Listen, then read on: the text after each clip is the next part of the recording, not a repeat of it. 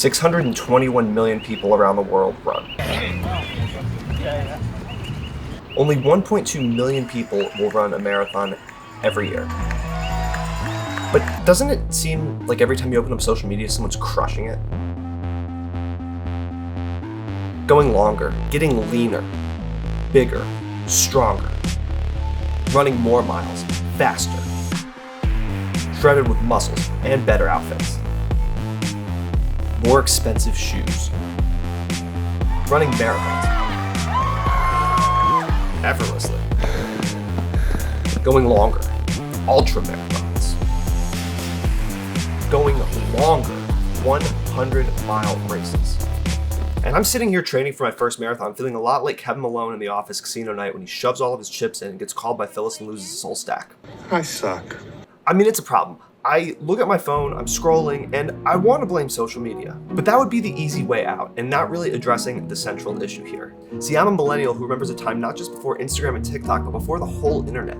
So yes, social media has created some new problems, but this is not one of them. Rather, it has scaled a classic problem to previously unimaginable heights. And that problem is keeping up with the Joneses.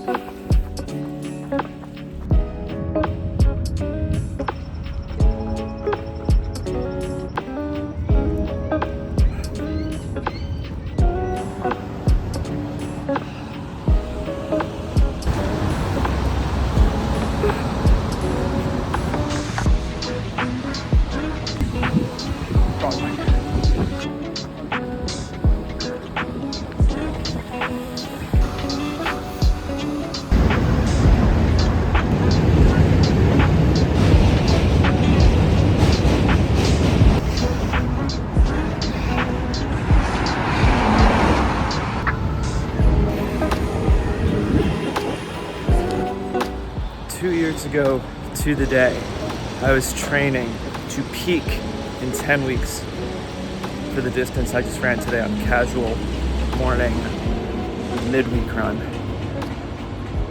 Compete with yourself, not anybody else. That is just amazing progress. And I find so many parallels between stuff like running and fitness and money, because from the outside you can see what's going on and try to play a comparison game, but you never really know what's going on the inside. And it's so easily faked or altered on social media.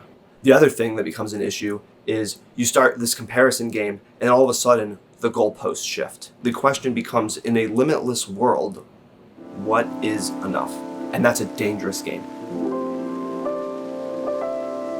A warning on this from Morgan Housel's Psychology of Money.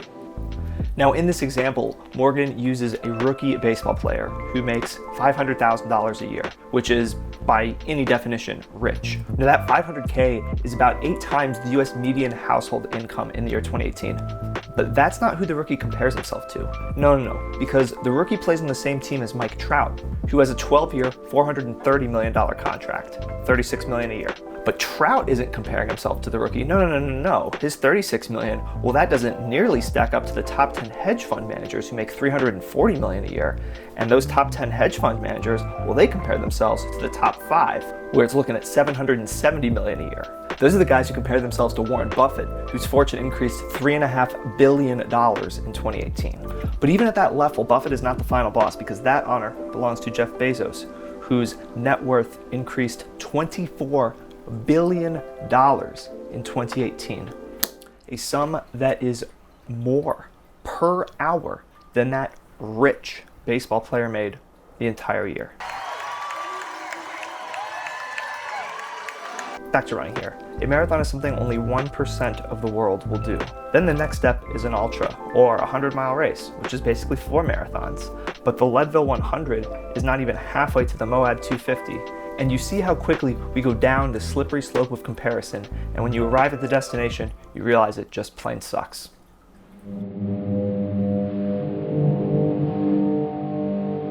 It's a vicious, slippery slope to go down here. And I catch myself scrolling and playing this comparison game on a day where I run 10 miles, and it's especially poetic because to me, that is such a personal distance, because my first race ever was in December of 2022 and it was 15K. Let me take you through this and I'll show you why it's so important to compete with yourself.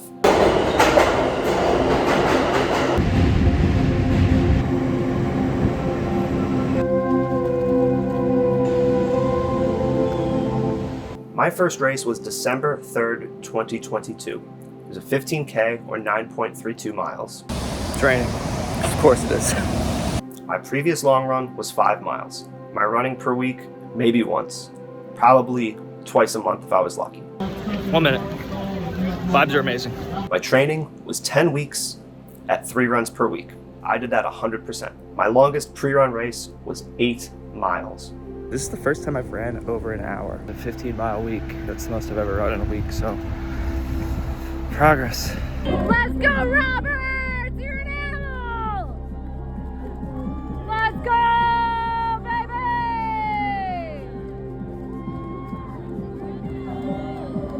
Nice work, everybody. Come through here.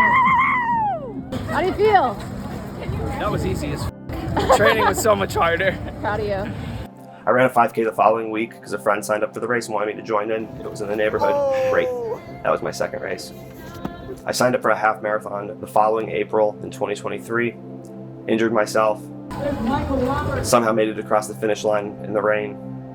I re-injured my knee in the race and battled that injury for the better part of 2023. Now I say all that to say this. About this exact time, 2 years ago, I was training to peak for a distance that I had never run before, and I just ran that distance today for a normal midweek run. 2 years ago, 5 miles was my longest run. Now it is a casual midweek run. I've ran 4 half marathons just in this training time alone. My long run is up to 17 miles, and my midweek run was a distance slightly longer than what I was training to peak at, a mileage I had never hit 21 months ago. As I break all this down, I hope this feels like a good thing, because it is. It's improvement, it's victory, and more importantly than that, it's a winnable game. The goal for me is a sub-4 marathon. You know, comparing that to anybody else's goal, it's not just a bad game, it's an unwinnable one. 100 miles, 18,000. Back to another excerpt from Morgan Housel, this time from his latest book, Same as Ever. His great comments on once-in-a-lifetime events. There are 8 billion people on this planet, so if an event has a 1 in a million chance of occurring every day, it should happen to 8,000 people a day, or 2.9 million times a year. And maybe 250 million times during your lifetime. Even a 1 in a billion event will be the fate of hundreds of thousands of people during your lifetime. And given the news media's insatiable appetite for shocking headlines, the odds are nearly 100% that you will hear about these events when they happen.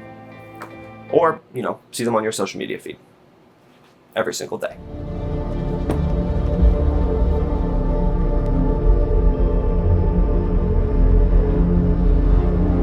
That's the hard part about social media, is we are bombarded by outliers every single day and expected to simply accept that as the norm.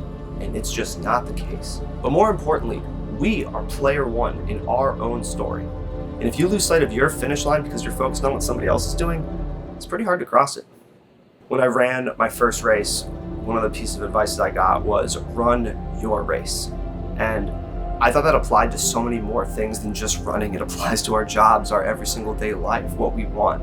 Instead of focusing on what somebody else wants, focus on what we want. Focusing on yourself is like a surefire way to win. Pairing what you want with your values versus what somebody else thinks. And should you find yourself looking over and trying to pay attention to what somebody else is doing instead of focusing on yourself, well, it's a surefire way to lose.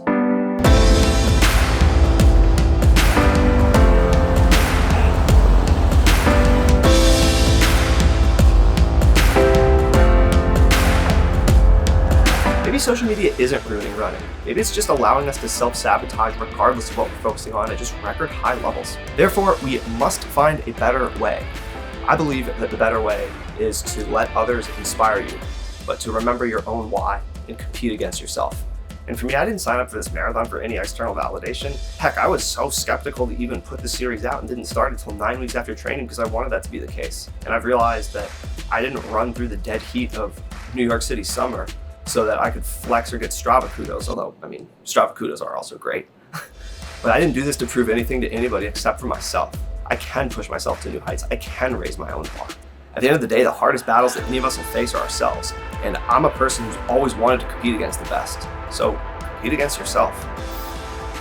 Now, on October 27th, I will be competing in my first marathon, and there will be tens of thousands of people in beautiful Washington, D.C., along with me.